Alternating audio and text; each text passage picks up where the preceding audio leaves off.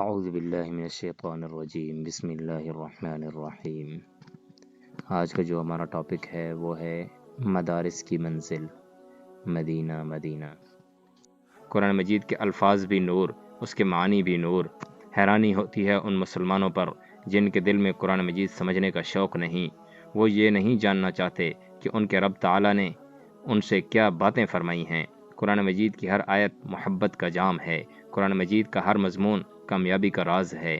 قرآن مجید میں شفا ہے، رحمت ہے، ہدایت ہے۔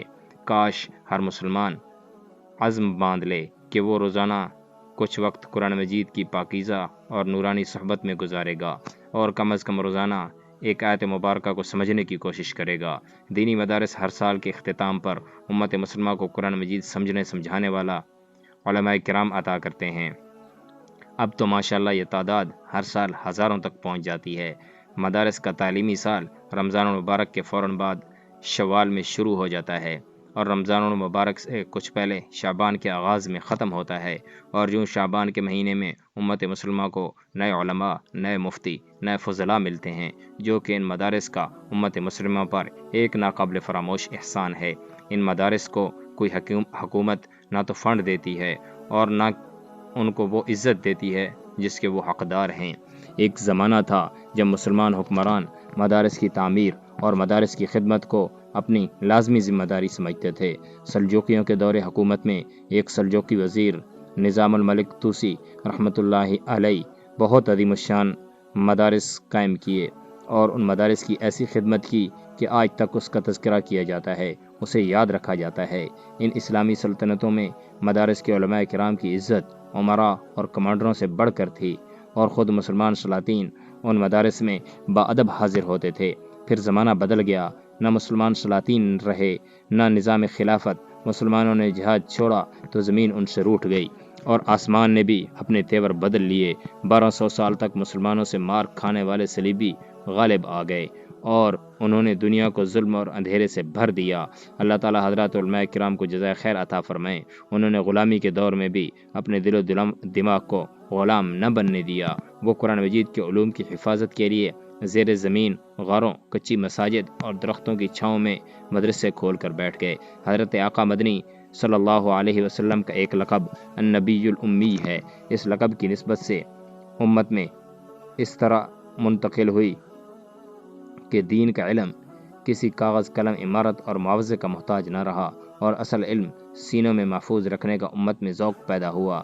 اگرچہ علم کی خدمت قلم نے بھی کی، کاغذ نے بھی کی، عمارت نے بھی کی، لیکن جب یہ چیزیں کبھی چھن بھی گئیں تب بھی علم دین کا کوئی نقصان نہ ہوا، کیونکہ علم کو سینے، دل اور ذہن میں بسانا اس امت کی شان ہے، اور یہ شان اسے حضرت آقا محمد مدنی صلی اللہ علیہ وسلم کی برکت اور تربیت سے نصیب ہوئی۔ گزشتہ دنوں سے ایک بار پھر حضرت امام بخاری نور اللہ مرقدہ کے حالات زندگی پڑھ رہا ہوں۔ ان کی قوت حافظہ کے سچے واقعات پڑھ کر عقل دنگ رہ جاتی ہے۔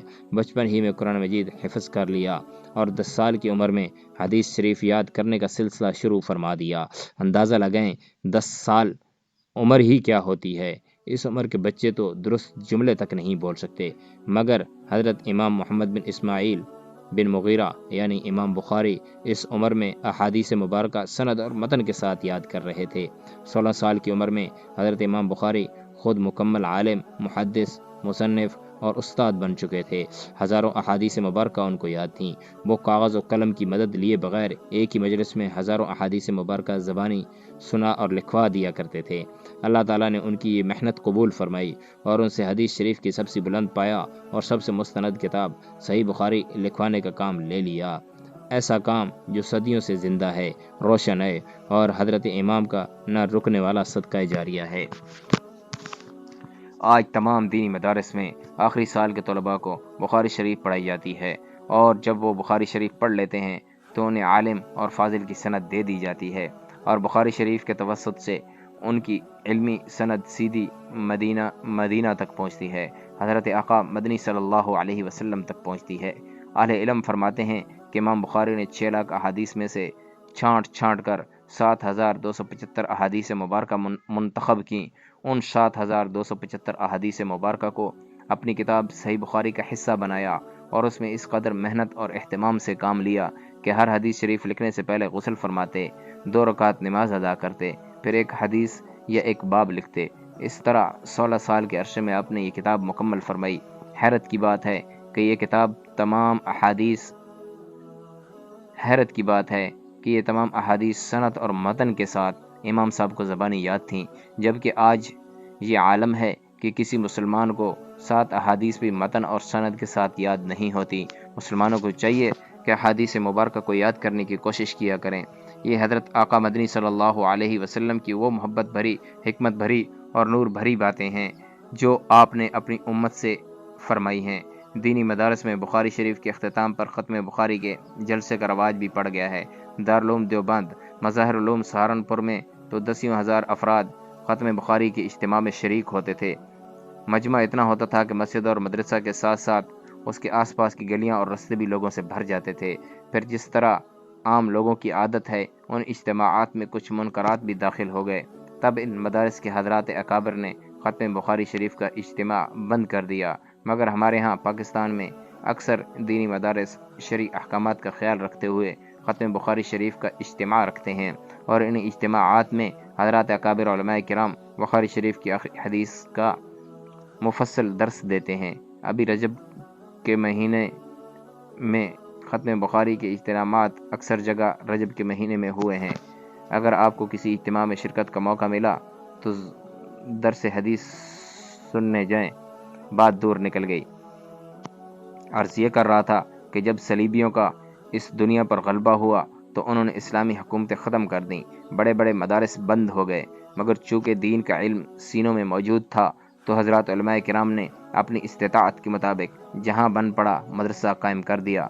دارالعلوم دیوبند کا مدرسہ ایک درخت کے نیچے شروع ہوا، صرف ایک استاد اور ایک طالب علم۔ اس طرح کئی علماء کرام نے اپنی مساجد میں مدارس قائم کیے، اور جہاں سختی زیادہ تھی وہاں زیر زمین سرنگوں اور غاروں میں دینی مدارس چلتے رہے۔ ظلم و جبر کا وہ دور تمام ہوا اور کچھ آزادی ملی تو عام مسلمانوں کے تعاون سے مدارس ترقی کرنے لگے۔ افغانستان میں امارت اسلامیہ کے قیام نے مسلمانوں کو مدارس کو بہت طاقت، ترقی اور حوصلہ بخشا۔ اب پھر پاکستان میں گزشتہ چند سالوں سے مدارس کے خلاف سازشیں، تدبیریں زوروں پر تھیں، جبکہ ہندوستان میں بھی مدارس کے خلاف شکنجہ کسنے کی کوشش جاری ہے۔ اہل ایمان کو چاہیے کہ مدرسہ کی قدر کریں، مدرسہ کے مقام کو سمجھیں، مدارس کے لیے دعا کو اپنے مستقل معمول بنائیں، اور مدارس کی جس حد تک بھی ممکن ہو خدمت اور حفاظت کریں۔ اپنے بچوں میں سے سب سے بہترین، سب سے ذہین بچوں کو مدارس سے تعلیم دلوائیں۔ مدارس ہمیں دین سے جوڑتے ہیں، مدارس ہمیں مدینہ کی حقیقت سکھاتے ہیں۔ اللہ تعالیٰ سے قوی امید ہے کہ مدارس کے خلاف ہونے والی تدبیروں، کوششوں اور سازشوں کو وہ اپنی قدرت کاملہ، اپنی قوت قاہرہ سے ناکام فرمائیں گے۔ مکروا ومکر اللہ واللہ خیر الماکرین۔ لا الہ الا اللہ، لا الہ الا اللہ، محمد الرسول اللہ۔ اللہم صلی علی سیدنا ومولانا محمد وعلی آلہ وصحبہ وبارک وسلم تسلیما کثیرا کثیرا۔ لا الہ الا اللہ، محمد الرسول اللہ۔